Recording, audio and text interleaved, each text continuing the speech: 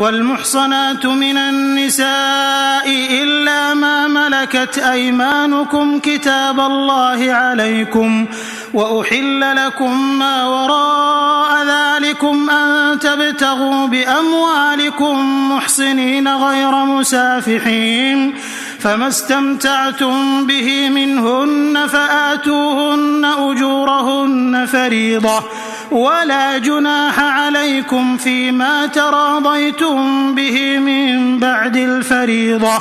إن الله كان عليما حكيما. ومن لم يستطع منكم طولا أن ينكح المحصنات المؤمنات فمما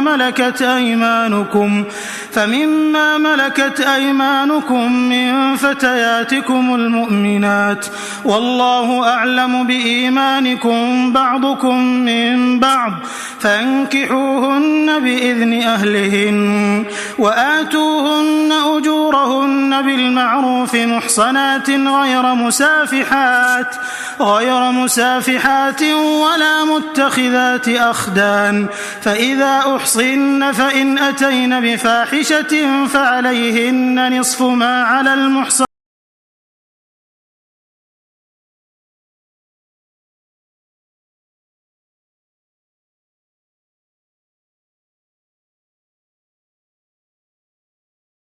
ليبين لكم ويهديكم سنن الذين من قبلكم ويتوب عليكم والله عليم حكيم. والله يريد أن يتوب عليكم ويريد الذين يتبعون الشهوات أن تميلوا ميلا عظيما. يريد الله أن يخفف عنكم وخلق الإنسان ضعيفا.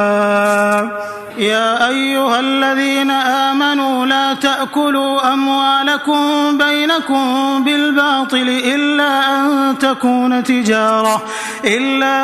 تكون تجارة عن تراض منكم ولا تقتلوا أنفسكم إن الله كان بكم رحيما.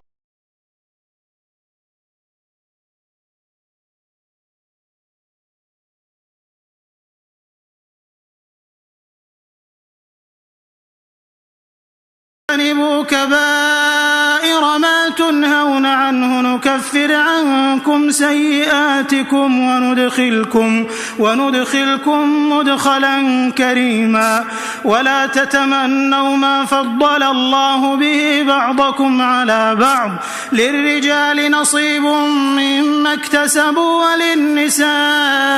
نصيب مما اكتسبن واسألوا الله من فضله إن الله كان بكل شيء عليما. ولكل جعلنا موالي مما ترك الوالدان والأقربون والذين عقدت أيمانكم فآتوهم نصيبهم إن الله كان على كل شيء شهيدا. الرجال قوامون على النساء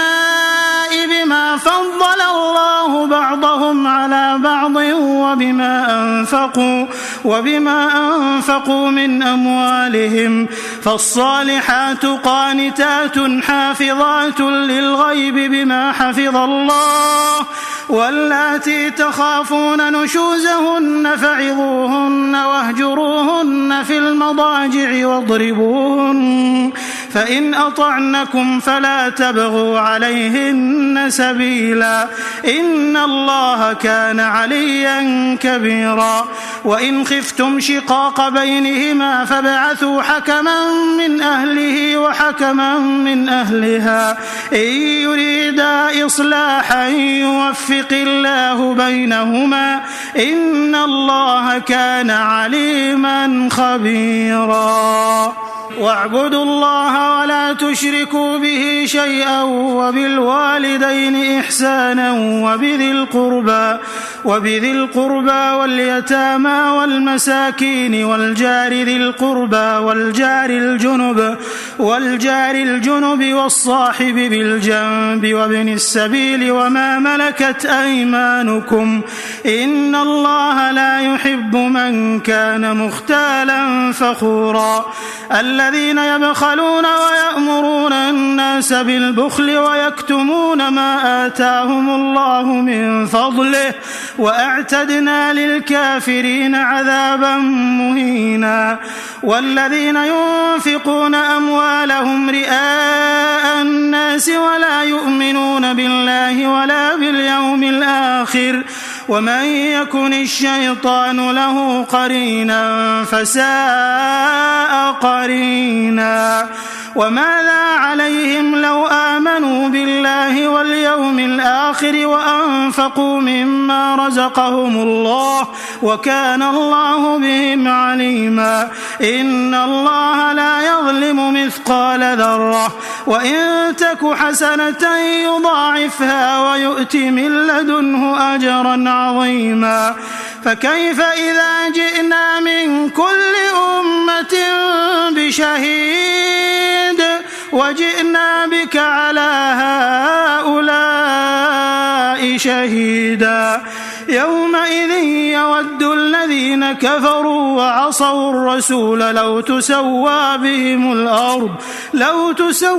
بهم الأرض ولا يكتمون الله حديثا يا أيها الذين آمنوا لا تقربوا الصلاة وأنتم سكارى حتى تعلموا ما تقولون ولا جنبا إلا عابري سبيل حتى تغتسلوا وإن كنتم مرضى أو على سفر أو جاء أحد منكم من الغائط أو لامستم النساء فلم تجدوا ماء فتيمموا صعيدا طيبا فامسحوا بوجوهكم وأيديكم إن الله كان عفوا غفورا ألم تر إلى الذين أوتوا نصيبا من الكتاب يشترون الضلالة ويريدون أن تضلوا السبيل والله أعلم بأعدائكم وكفى بالله وليا وكفى بالله نصيرا من الذين هادوا يحرفون الكلم عن مواضعه ويقولون سمعنا وعصينا واسمع غير مسمع وراعنا ليا بألسنتهم وطعنا في الدين ولو أنهم قالوا سمعنا وأطعنا واسمع وانظرنا لكان خيرا لهم وأقوم ولكن لعنهم الله بكفرهم فلا يؤمنون إلا قليلا يا أيها الذين أوتوا الكتاب آمنوا بما نزلنا مصدقا لما معكم من قبل أن نطمس وجوها فنرد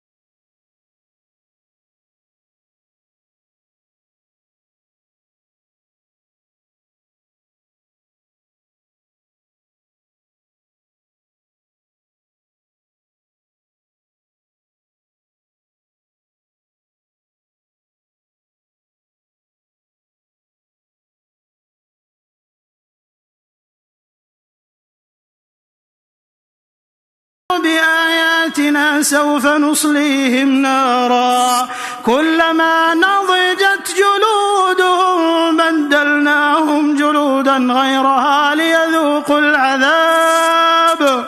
إن الله كان عزيزا حكيما والذين آمنوا وعملوا الصالحات سندخلهم جنات تجري من تحتها الأنهار خالدين فيها أبدا لهم فيها أزواج مطهرة وندخلهم ظلا ظليلا إن الله يأمركم أن تؤدوا الأمانات إلى أهلها وإذا حكمتم بين الناس أن تحكموا بالعدل إن الله نعم ما يعظكم به إن الله كان سميعا بصيرا يا أيها الذين آمنوا أطيعوا الله وأطيعوا الرسول وأولي الأمر منكم فإن تنازعتم في شيء فردوه إلى الله والرسول إن كنتم تؤمنون بالله واليوم الآخر ذلك خير وأحسن تأويلا ألم تر إلى الذين يزعمون أنهم آمنوا بما أنزل إليك وما أنزل من قبلك يريدون أن يتحاكموا إلى الطاغوت وقد أمروا أن يكفروا به ويريد الشيطان أن يضلهم ضلالا بعيدا وإذا قيل لهم تعالوا إلى ما أنزل الله وإلى الرسول رأيت المنافقين يصدون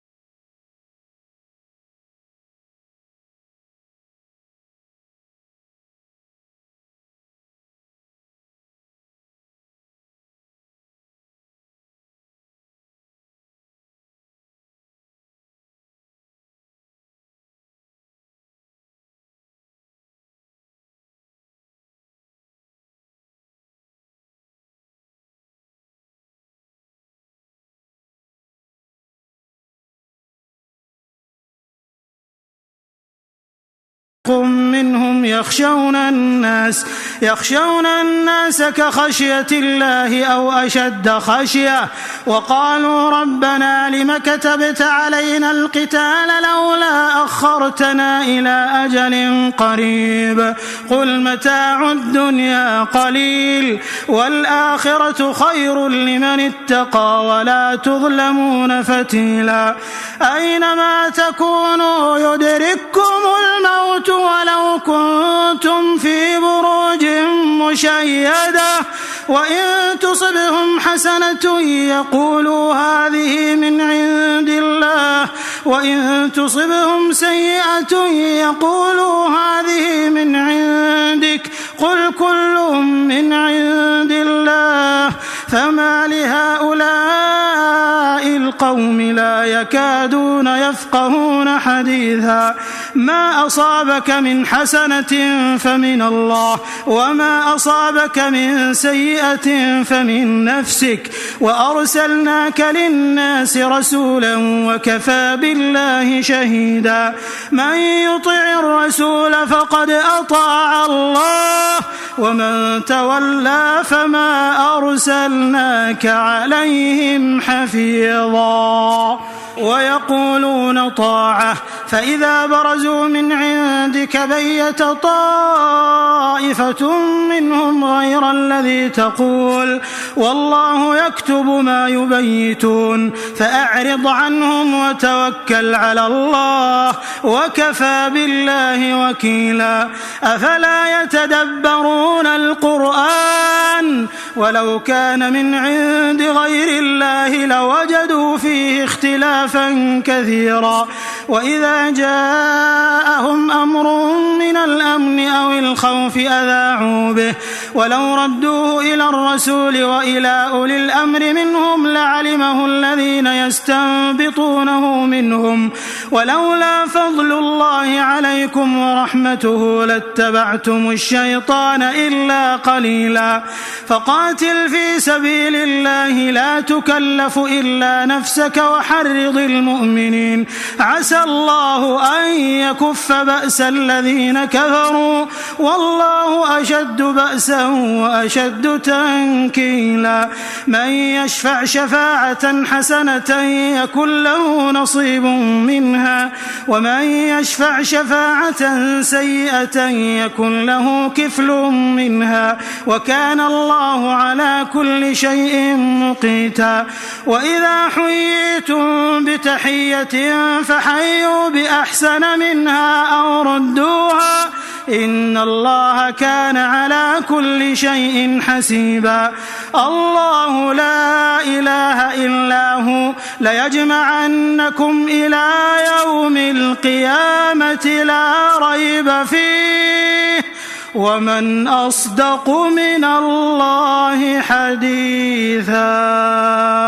فما لكم في المنافقين فئتين والله أركسهم بما كسبوا أتريدون أن تهدوا من أضل الله ومن يضلل الله فلن تجد له سبيلا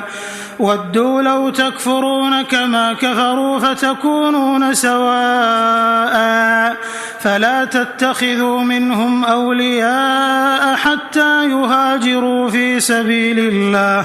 فإن تولوا فخذوهم وقتلوهم حيث وجدتموهم ولا تتخذوا منهم وليا ولا نصيرا إلا الذين يصلون إلى قوم بينكم وبينهم ميثاق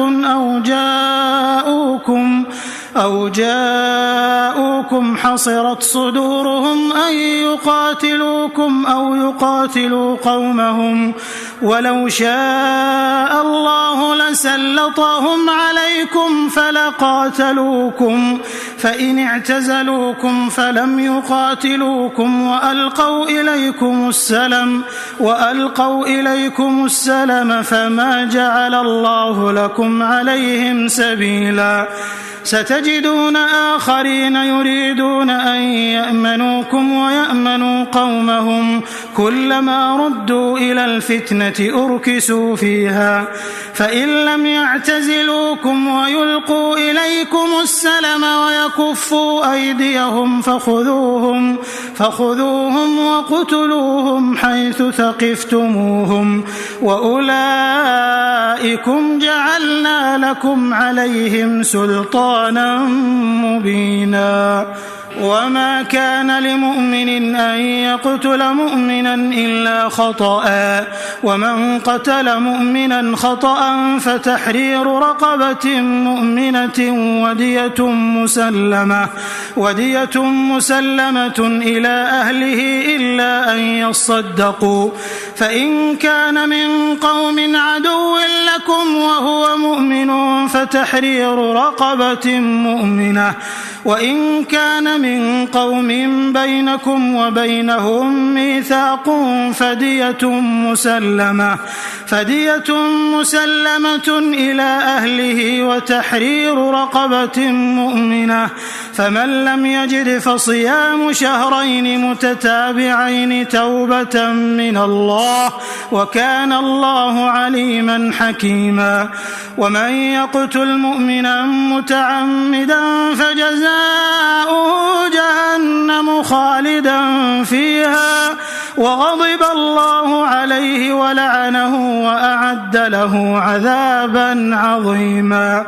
يا أيها الذين آمنوا إذا ضربتم في سبيل الله فتبينوا ولا تقولوا لمن ألقى إليكم السلام لست مؤمنا تبتغون عرض الحياة الدنيا فعند الله مغانم كثيرة كذلك كنتم من قبل فمن الله عليكم فتبينوا إن الله كان بما تعملون خبيرا لا يستوي القاعدون من المؤمنين غير أولي الضرر والمجاهدون في سبيل الله بأموالهم وأنفسهم فضل الله المجاهدين بأموالهم وأنفسهم على القاعدين درجة وكلا وعد الله الحسنى وفضل الله المجاهدين على القاعدين أجرا عظيما درجات منه ومغفرة ورحمة وكان الله غفورا رحيما إن الذين توفاهم الملائكة ظالمي أنفسهم قالوا فيم كنتم قالوا كنا مستضعفين في الأرض قالوا ألم تكن أرض الله واسعة فتهاجروا فيها فأولئك مأواهم جهنم وساءت مصيرا إلا المستضعفين من الرجال والنساء والولدان لا يستطيعون حيلة ولا يهتدون سبيلا فأولئك عسى الله أن يعفو عنهم وكان الله عفوا غفورا ومن يهاجر في سبيل الله يجد في الأرض مراغما كثيرا وسعة ومن يخرج من بيته مهاجرا إلى الله ورسوله ثم يدركه الموت فقد وقع أجره على الله وكان الله غفورا رحيما وإذا ضربتم في الأرض فليس عليكم جناح أن تقصروا من الصلاة إن خفتم أن يفتنكم الذين كفروا إن الكافرين كانوا لكم عدوا مبينا وإذا كنت فيهم فأقمت لهم الصلاة فلتقم طائفة منهم معك وليأخذوا أسلحتهم فإذا سجدوا فليكونوا من ورائكم ولتأت طائفة طائفة أخرى لم يصلوا فليصلوا معك وليأخذوا حذرهم وأسلحتهم ود الذين كفروا لو تغفلون عن أسلحتكم وأمتعتكم فيميلون عليكم ميلة واحدة ولا جناح عليكم إن كان بكم أذى من مطر أو كنتم مرضى أن تضعوا أسلحتكم وخذوا حذركم إن الله أعد للكافرين عذابا مهينا فإذا قضيتم الصلاة فاذكروا الله قياما وقعودا وعلى جنوبكم فإذا اطمأننتم فأقيموا الصلاة إن الصلاة كانت على المؤمنين كتابا موقوتا ولا تهنوا في ابتغاء القوم إن تكونوا تألمون فإنهم يألمون كما تألمون وترجون من الله ما لا يرجون وكان الله عليما حكيما إنا أنزلنا إليك الكتاب بالحق لتحكم بين الناس بما أراك الله ولا تكن للخائنين خصيما واستغفر الله إن الله كان غفورا رحيما ولا تجادل عن الذين يختانون أنفسهم إن الله لا يحب من كان خوانا أثيما يستخفون من الناس ولا يستخفون من الله وهو معهم إذ يبيتون ما لا يرضى من القول وكان الله بما يعملون محيطا ها أنتم هؤلاء جادلتم عنهم في الحياة الدنيا فمن يجادل الله عنهم يوم القيامة أم من يكون عليهم وكيلا ومن يعمل سوءا أو يظلم نفسه ثم يستغفر الله يجد الله غفورا رحيما ومن يكسب إثما فإنما يكسبه على نفسه وكان الله عليما حكيما ومن يكسب خطيئة أو إثما ثم يرم به بريئا فقد احتمل بهتانا وإثما مبينا ولولا فضل الله عليك ورحمته لهمت طائفة منهم أن يضلوك وما يضلون إلا أنفسهم وما يضرونك من شيء وأنزل الله عليك الكتاب والحكمة وعلمك ما لم تكن تعلم وكان فضل الله عليك عظيما لا خير في كثير من نجواهم إلا من أمر بصدقة أو معروف أو إصلاح بين الناس ومن يفعل ذلك ابتغاء مرضات الله فسوف نؤتيه أجرا عظيما ومن يشاقق الرسول من بعد ما تبين له الهدى ويتبع غير سبيل المؤمنين نوله ما تولى ونصله جهنم وساءت مصيرا إن الله لا يغفر أن يشرك به ويغفر ما دون ذلك لمن يشاء ومن يشرك بالله فقد ضل ضلالا بعيدا إن يدعون من دونه إلا إناثا وإن يدعون إلا شيطانا مريدا لعنه الله وقال لأتخذن من عبادك نصيبا مفروضا ولأضلنهم ولأمنينهم ولآمرنهم فليبتكن آذان الأنعام ولآمرنهم فليغيرن خلق الله ومن يتخذ الشيطان وليا من دون الله فقد خسر خسرانا مبينا يعدهم ويمنيهم وما يعدهم الشيطان إلا غرورا أولئك مأواهم جهنم ولا يجدون عنها محيصا والذين آمنوا وعملوا الصالحات سندخلهم جنات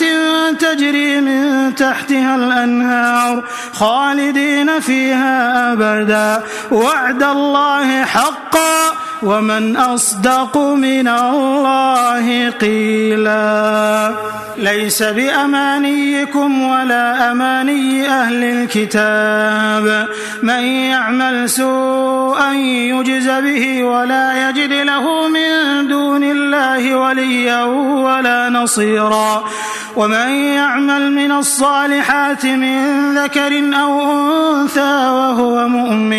وهو مؤمن فأولئك يدخلون الجنة ولا يظلمون نقيرا ومن أحسن دينا ممن أسلم وجهه لله وهو محسن واتبع ملة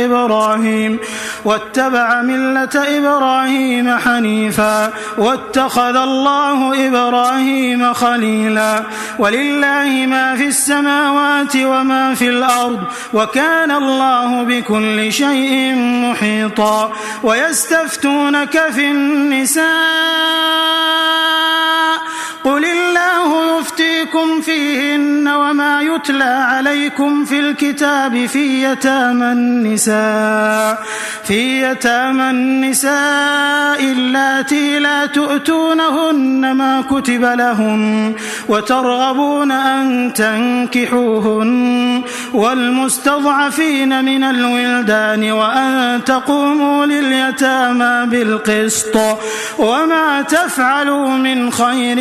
فإن الله كان به عليما وإن امرأة خافت من بعلها نشوزا أو إعراضا فلا جناح عليهما أن يصلحا بينهما صلحا والصلح خير وأحضرت الأنفس الشح